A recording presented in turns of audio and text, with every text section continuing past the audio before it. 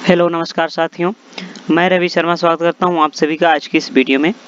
आज की वीडियो में लेकर आया हूं बीएससी एग्रीकल्चर फोर्थ सेमेस्टर में जो सब्जेक्ट आता है एमजेपीआर यूनिवर्सिटी में, तो disease of field and horticulture crops and there management second का। तो आज की ये पहली वीडियो है।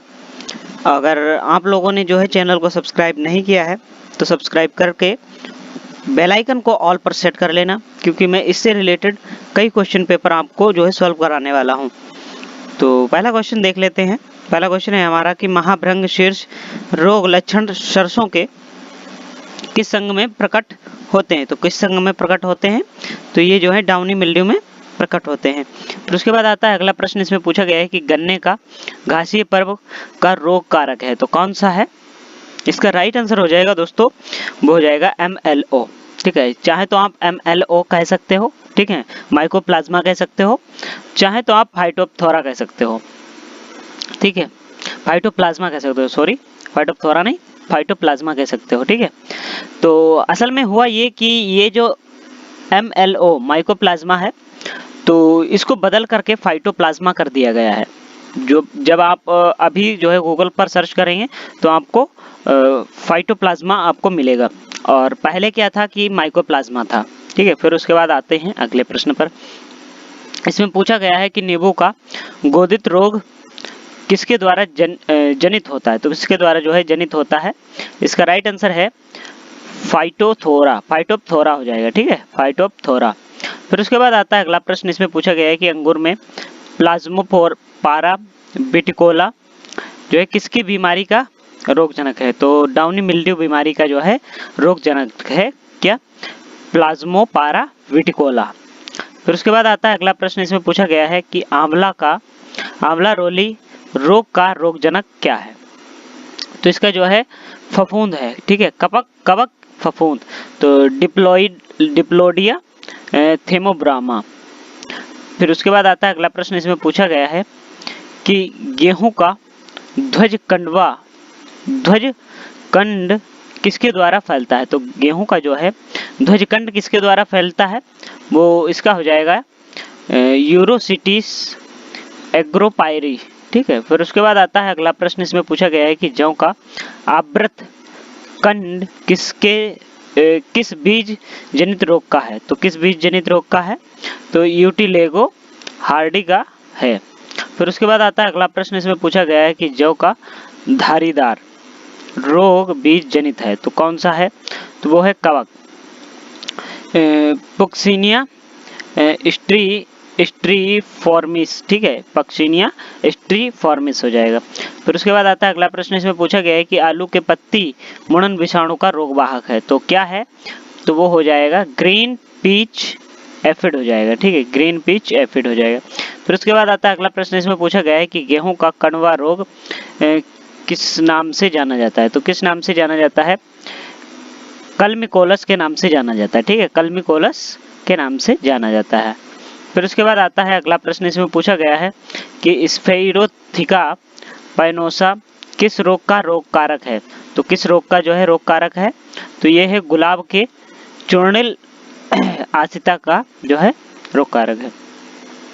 फिर उसके बाद आता है अगला प्रश्न, इसमें पूछा गया है कि प्याज के बैंगनी ब्लोच का रोग कारक है। तो प्याज के जो है बैंगनी ब्लोच का रोग कारक क्या है, तो वो हो जाएगा अल्टरनेरिया हो जाएगा। ठीक है, अल्टरनेरिया पोराई हो जाएगा। फिर उसके बाद आता है अगला प्रश्न, इसमें पूछा गया है कि पत्ता गोभी के काले सड़न रोग के संचरण का प्राथमिक स्रोत है। तो कौन सा स्रोत है, ये संक्रमित बीज हो जाएगा। क्या हो जाएगा, संक्रमित बीज हो जाएगा। फिर उसके बाद आता है अगला प्रश्न, इसमें पूछा गया है कि सरसों के अल्टरनेरिया झुलसा रोग का कारक है। तो सरसों के जो है अल्टरनेरिया झुलसा रोग का कारक क्या है, तो वो हो जाएगा अल्टरनेरिया ब्रेसिका हो जाएगा, या अल्टरनेरिया ब्रेसिकी हो जाएगा। फिर उसके बाद आता है अगला प्रश्न, इसमें पूछा गया है कि सरसों में श्वेत कीट कवक का संक्रमण है। तो श्वेत कीट कवक का जो है संक्रमण कौन सा है, वो है सर्वांगी और स्थानीय दोनों। ठीक है, तो इसका सी वाला जो है राइट आंसर हो जाएगा दोनों। फिर उसके बाद आता है अगला प्रश्न, इसमें पूछा गया है कि मिर्च में तंबाकू पर्णकुंचन विषाणु रोग का परागमन किस कीट के द्वारा होता है। तो किस कीट के द्वारा होता है परागमन, तो सफेद मक्खी के द्वारा मिर्च में तंबाकू पर्णकुंचन विषाणु रोग का परागमन होता है। फिर उसके बाद आता है अगला प्रश्न, इसमें पूछा गया है कि Bangalore blue, golden Muscat, golden queen, Isabella Bharat का अर्ली किसकी रोग प्रतिरोधी किस्में हैं? तो किसकी हैं ये? अंगूर का अपक्षय, ठीक है, अंगूर का अपक्षय हो जाएगा। फिर उसके बाद चलते हैं अगले प्रश्न पर। इसमें पूछा गया है कि वंट रोग से ग्रसित गेहूं के खेतों में दुर्गंध का कारण ट्राइमिथाइल एमीन पदार्थ होता है। तो ये कैसा हो जाएगा? ट्रू हो जाएगा।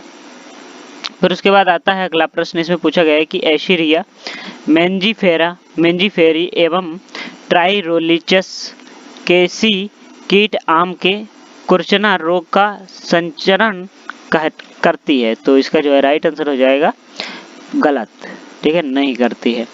फिर उसके बाद आता है अगला प्रश्न हमारा, इसमें पूछा गया है कि गेहूं के किस किट या रोली में पश्चु रेखीय पंक्तियों में बनते हैं तथा धारीदार होते हैं। तो इसका राइट आंसर हो जाएगा, वो हो जाएगा पीला किट, ठीक है, पीला किट। फिर उसके बाद आता है अगला प्रश्न, इसमें पूछा गया है कि भारत में बेर के छछिया रोग का पहली बार देखा गया। तो कब देखा गया था?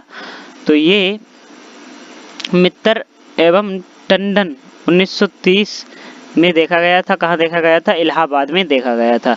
तो अगर आपको ये ऑप्शन ना मिले तो आप 1946 कानपुर उत्तर प्रदेश को लगा देना, ठीक है। और अगर आपको ये और ये दोनों दिए जाएं, ठीक है, मित्तर एवं टंडन 1930 इलाहाबाद और 1946 कानपुर उत्तर प्रदेश, ठीक, ये दिया जाए तो आपको यही लगाना है, 1946 कानपुर उत्तर प्रदेश, ठीक। फिर उसके बाद आता है अगला प्रश्न, इसमें पूछा गया है कि करनाल वंट सर्वप्रथम देखा गया था। तो कब देखा गया था करनाल वंट? तो मित्रा के द्वारा देखा गया था 1931 में, ठीक है, 1931 में करनाल वंट सर्वप्रथम देखा गया था मित्रा के द्वारा। फिर उसके बाद आता है अगला प्रश्न, इसमें पूछा गया है कि आंवला के रोली रोग के राजस्थान से प्रथम बार देखा एवं प्रकाशित किया गया। तो ये कैसा हो जाएगा? गलत हो जाएगा। फिर उसके बाद आता है अगला प्रश्न, इसमें पूछा गया है कि पत्ती छेदक कीट द्वारा ग्रसित नींबू की पत्तियों में कैंकर कारक जीवाणु का प्रवेश दुर्गम हो जाता है।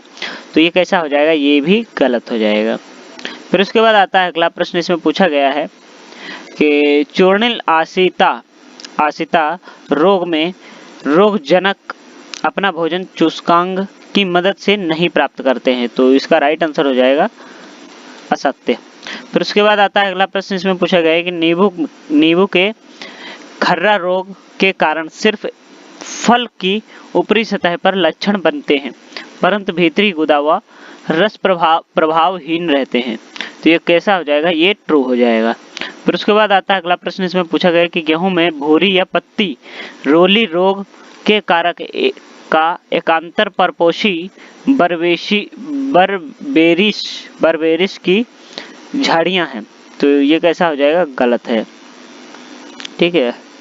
फिर उसके बाद आता है अगला प्रश्न, इसमें पूछा गया है कि माइक्रो स्फेरा एल्फीट्रॉइड रोगजनक द्वारा बेर में म्लानी रोग होता है। तो ये कैसा हो जाएगा? गलत है। फिर उसके बाद आता है अगला प्रश्न, इसमें पूछा गया है कि disease of crop plant in India नामक पुस्तक के लेखक R.S. मल्होत्रा व A. अग्रवाल हैं। तो ये कैसा हो जाएगा? ये भी गलत हो जाएगा, ठीक है, ये भी फॉल्स हो जाएगा। फिर उसके बाद आता है लास्ट क्वेश्चन, इसमें पूछा गया है कि चने की एस्कोकाइटा झुलसा रोग के रोगजनक की लैंगिक अवस्था डिडाई मेला रेबी है।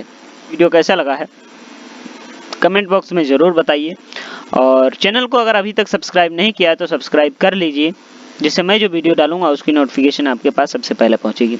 कई क्वेश्चन पेपर जो है हमारे पास हैं और उनको जो है शाम तक अपलोड कर दिया जाएगा। मिलते हैं किसी नेक्स्ट वीडियो में, तब तक के लिए जय हिंद, जय भारत, राम राम।